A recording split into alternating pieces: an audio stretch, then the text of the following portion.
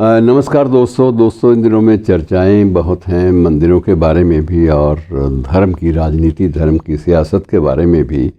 लेकिन एक बात और मानकर चलिए कि बड़े पड़ोसी देश पाकिस्तान में, जो कि इस्लाम पर आधारित एक मुल्क बना और उसमें शरीयत जो है, सबसे बड़ी बात है कि शरीयत के कानून वहाँ लागू हैं।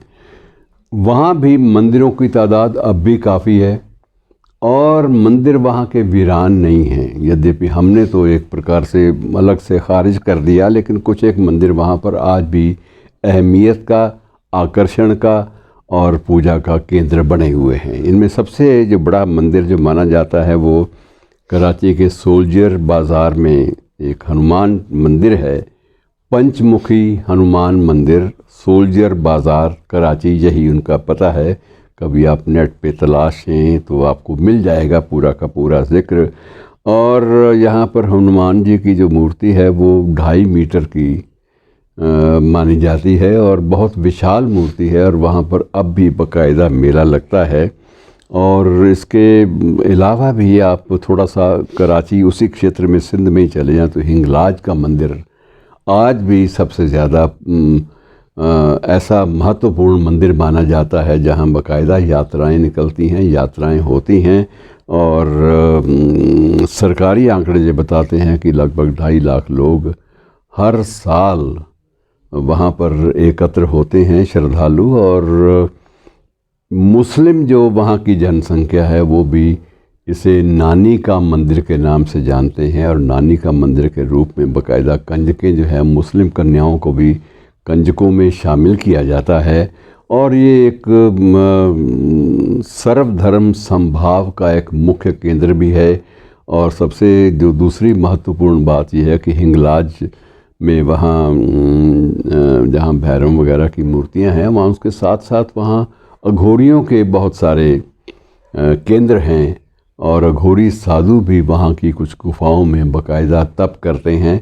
और ये एक दिलचस्पी का मरकज़ भी है और इस बात पर काफ़ी वहाँ के मीडिया में भी लिखा जा चुका है। लेकिन ये एक अच्छी बात है, सुखद बात यह है कि इन सारे अंतर विरोधों के बावजूद हिंगलाज के बारे में या कराची के हनुमान मंदिर, पंचमुखी हनुमान मंदिर के बारे में कोई भी आपत्तिजनक बात जो है वो कभी नज़र नहीं आई। और इसी प्रकार से इसी परंपरा में आपको एक मैं विशेष रूप से उल्लेख करना चाहूँगा एक मंदिर का। ये मंदिर है रामदेव पीर का मंदिर। बाबा रामदेव वर्तमान नहीं, बल्कि मैं रामदेव उन रामदेव की बात कर रहा हूँ जिन रामदेव की बाकायदा पूजा अर्चना 1459 में बनाए गए राजस्थान के एक मंदिर में बाकायदा होती है।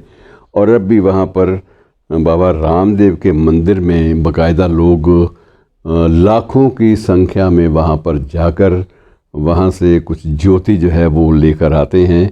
और इस मंदिर की स्थापना जिसका मैं ज़िक्र कर रहा हूँ ये पाकिस्तान में है। ये वहाँ का एक ज़िला है टंडो अल्लापार। और टंडो अल्लापार में बाकायदा एक मुस्लिम धर्मपरायण व्यक्ति ने ही, जब उसकी मन्नत पूरी हो गई बाबा रामदेव के नाम पर, तो उसने बाबा रामदेव की ज्योति वहाँ से लाकर, मूल मंदिर से, राजस्थान से लाकर और मंदिर बनाया। और अब मंदिर में रात का जागरण जो है वो बाबा के दिन ज़रूर होता है, हर सप्ताह होता है और नियमित रूप से ये चलता है। और उसकी मन्नत ये थी, उस एरिया के जो नवाब था, जो भी उस एरिया का सूबेदार कह लीजिए, कुछ भी कह लीजिए, क्योंकि ये छोटे से एरिया में नवाब तो हो नहीं सकते, बहरहाल नवाब कोई किसी को भी अपने आप को भी कह सकता है। तो उस सत्ताधीश ने ये एक मन्नत मानी थी कि मेरे घर औलाद होगी तो मैं बाबा रामदेव की धूनी वहाँ से लाकर यहाँ जोत जलाऊँगा। और उसने अपनी मन्नत पूरी की, बच्चा हुआ, बेटा हुआ उसके मन्नत मानने के बाद।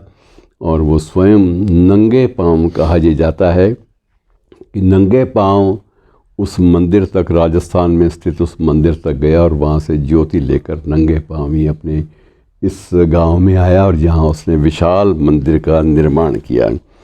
और इसी प्रकार से कुछ मित्रों ये भी उदाहरण मिले हैं कि चीन में भी तिब्बती क्षेत्र में बहुत सारे मंदिर हैं जो चीन के क्षेत्र में हैं। उन मंदिरों को चीन ने नष्ट नहीं किया तो उसके भी कारण हैं, क्योंकि वहाँ के स्थानीय जो लोग हैं वो ये मानते हैं कि इन मंदिरों को थोड़ी सी भी क्षति पहुँची तो चीन की जो प्रशासनिक जो व्यवस्था है वो चरमरा जाएगी। और आप जिसे वहम कह लीजिए, भ्रांति कह लीजिए, भ्रामक प्रचार कह लीजिए, कुछ भी कह लीजिए, या अंधविश्वास कह लीजिए, उन मंदिरों को छेड़ने की ज़रूरत वहाँ के नास्तिक लोगों ने भी कभी नहीं की। तो मित्रों ये बहुत फैला हुआ विषय है, इसे समेटना किसी भी एक प्रकरण में संभव नहीं है, लेकिन आप ये मानकर चलिए कि धर्म ने ज़िंदगी में इस पूरे के पूरे क्षेत्र में, इसमें पश्चिम एशिया का क्षेत्र भी आता है और हमारा ये भारतीय उपमहाद्वीप तो स्वाभाविक रूप से आ जाता है। तो यहाँ एक बहुत बड़ी व्यापक धारणाएं मंदिरों के बारे में आज भी विद्यमान हैं। शुक्रिया।